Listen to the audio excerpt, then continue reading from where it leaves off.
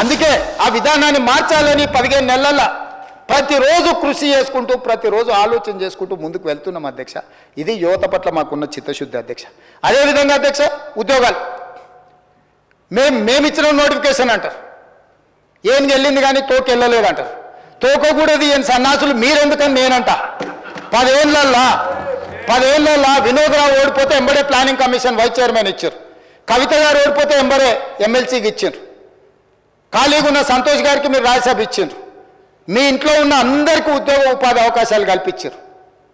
మరి తెలంగాణ తెచ్చుకున్నదే ఉద్యోగాల కోసము, తెలంగాణ కోసం కొట్లాడిందే ఉద్యోగాల కోసం, తెలంగాణ కోసం అమరులైందే ఉద్యోగాల కోసం. అయితే ఆ ఉద్యోగ నోటిఫికేషన్లు 10 ఏళ్ళు ఎందుకు ఇవ్వలేదు, ఎందుకు నియామకాలు చేపట్టలేదు? ఈరోజు గర్వంగా మీరు గతంలో 10 ఏళ్ళలో మీరు నోటిఫికేషన్లు ఇచ్చింది తక్కువ, ఇస్తే కూడా ఒకవేళ పరీక్షలు పెట్టింది తక్కువ. అందులో పెట్టిన పరీక్షల ప్రశ్నపత్రాలు జిరాక్స్ సెంటర్లలో పల్లి బఠానీలాకు అమ్మి తెలంగాణ పబ్లిక్ సర్వీస్ కమిషన్ ప్రతిష్ట దిగజార్చి సర్వనాశనం చేసి తెలంగాణను లోపభూయిష్టంగా తెలంగాణ ప్రతిష్టను మంట కలిపితే డిసెంబర్ 7, 2023 నాడు మొదలుపెట్టి ఈ తారీఖు వరకు 57,924 ప్రభుత్వ ఉద్యోగాలు ఇచ్చిన ప్రభుత్వం నాది. ఈ దేశ చరిత్రలోనే రికార్డ్. స్వతంత్రం వచ్చినప్పటి నుంచి ఏ రాష్ట్రమైనా నేను సవాలు విసురుతున్న అధ్యక్ష తమ ద్వారా ప్రతిపక్ష పార్టీకి. మొదటి సంవత్సరంలో 57,924 ఉద్యోగాలు ఇచ్చిన రాష్ట్ర ప్రభుత్వం ఏదైనా ఉంటే ఏ రాష్ట్రమైనా సరే ఇంక్లూడింగ్ కాంగ్రెస్ గవర్నెన్స్ ఉన్న రాష్ట్రాలు కూడా ఇవ్వలేకపోయినాయి. మన రాష్ట్ర ప్రభుత్వం డిసెంబర్ 7, 2023 తర్వాత ఈనాటి వరకు ఇన్ని ప్రభుత్వ ఉద్యోగాలు అందించిన చరిత్ర మాది అధ్యక్ష, మనది అధ్యక్ష. మనందరం కలిసి నా మంత్రివర్గ సహచరులు వివిధ శాఖలలో కష్టపడి ఇవన్నీ ప్రభుత్వ ఉద్యోగాలు అధ్యక్ష.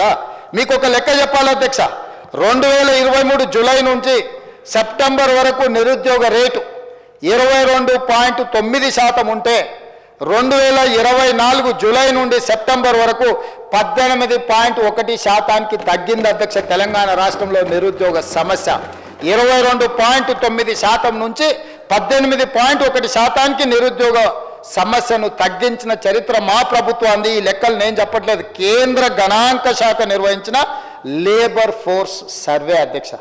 గవర్నమెంట్ ఆఫ్ ఇండియా అఫీషియల్గా ఇచ్చిన సర్వే రిపోర్ట్ అధ్యక్ష. This is not any Congress party or any our own survey people ఇచ్చిన రిపోర్ట్ కాదు అధ్యక్ష. నిరుద్యోగ సమస్యను తగ్గించిన రాష్ట్రంలో తెలంగాణ రాష్ట్రం ముందు బాగానే నిలబడ్డది అధ్యక్ష. ఇవన్నీ మా కష్టానికి, మా పోరాటానికి, మేము చేసిన ప్రయత్నానికి ప్రతిఫలం అధ్యక్ష. అదేవిధంగా అధ్యక్ష ఇప్పుడు అంగన్వాడీల మా సీతక్క 14,236 పోస్టులు, అదేవిధంగా గ్రామ పాలన అధికారులు ఉన్న వివిధ డిపార్ట్మెంట్లలో వీళ్ళందరినీ అడ్జస్ట్ చేసి 10,954 పోస్టులు శ్రీనివాసరెడ్డి గారు దీంట్లో. అదేవిధంగా గ్రూప్ 1 2011 ఉమ్మడి రాష్ట్రంలో నోటిఫికేషన్ ఇస్తే ఇప్పటి వరకు ఉమ్మడి రాష్ట్రంలో కానీ తెలంగాణ రాష్ట్రంలో గ్రూప్ 1 పరీక్షలు నిర్వహించలేదు, ఫలితాలు ఇవ్వలేదు అధ్యక్ష. అదేవిధంగా వాళ్ళు ముసలోళ్ళు అయిపోయారు అధ్యక్ష. ఆనాడు 23, 24 ఏళ్ళు ఉన్నోడు 15 ఏళ్ళు అంటే 37 ఏళ్ళు వచ్చినాయి అధ్యక్ష. పిల్లలు కూడా అయిపోయారు, పెళ్ళిళ్ళు అయిపోయి పిల్లలు అయిపోయి వాళ్ళు ముసలోళ్ళు అయిపోయే పరిస్థితి ఉంది అధ్యక్ష. ఉమ్మడి రాష్ట్రంలోనే 563 గ్రూప్ 1 పోస్టులు ఇవ్వలేదు అధ్యక్ష. మన ప్రభుత్వం వచ్చిన తర్వాత ఫిబ్రవరిలో 563 గ్రూప్ 1 పోస్టులకు నోటిఫికేషన్లు ఇచ్చి ప్రిలిమ్స్ చేసి మెయిన్స్ చేసి రిజల్ట్స్ పెట్టి ఈరోజు రిజల్ట్స్ ఇచ్చి 563 గ్రూప్ 1 అధికారులను నియమించడానికి పునాదులు వేసినాం. రాబోయే 30 రోజుల్లో తెలంగాణకు 563 గ్రూప్ 1 ఉద్యోగస్తులు రాబోతున్నారు అధ్యక్ష. ఇదే కాదు అధ్యక్ష, గ్రూప్ 2లో కూడా లక్షలాది మంది సంవత్సరాల కొద్దీ ఎదురు చూస్తుంటే 783 పోస్టులు గ్రూప్ 2లో కూడా ఇవ్వడానికి రోజు ప్రభుత్వం రంగం సిద్ధం చేసింది. అదేవిధంగా గ్రూప్ 3 1365 పోస్టులను అభ్యర్థులను తొందరలోనే నియామకాలు చేపట్టబోతున్నాం అధ్యక్ష.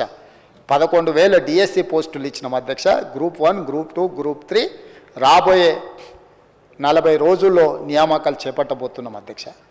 ఇది యువత పట్ల మాకున్న చిత్తశుద్ధి.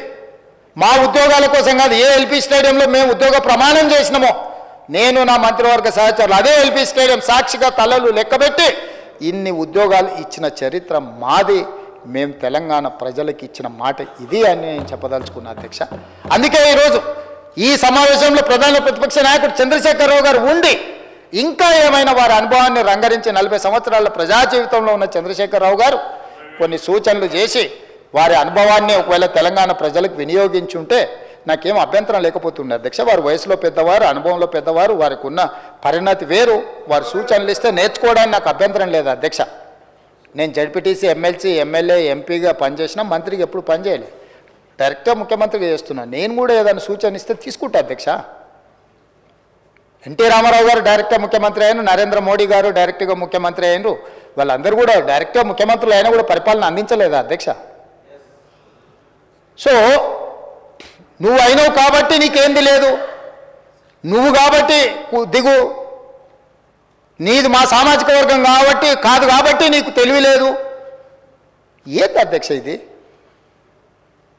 అందుకే అధ్యక్ష విద్యా వ్యవస్థ, ఉద్యోగాలే కాదు ఈరోజు విద్యా వ్యవస్థ మీద కూడా మాట్లాడుకుందాం అధ్యక్ష. ఈ విద్యా వ్యవస్థలో 29,000 పైచిలకు పాఠశాలలు ఉంటే 26 లక్షల మంది స్టూడెంట్సే ఉండరు అధ్యక్ష. విద్యాశాఖలో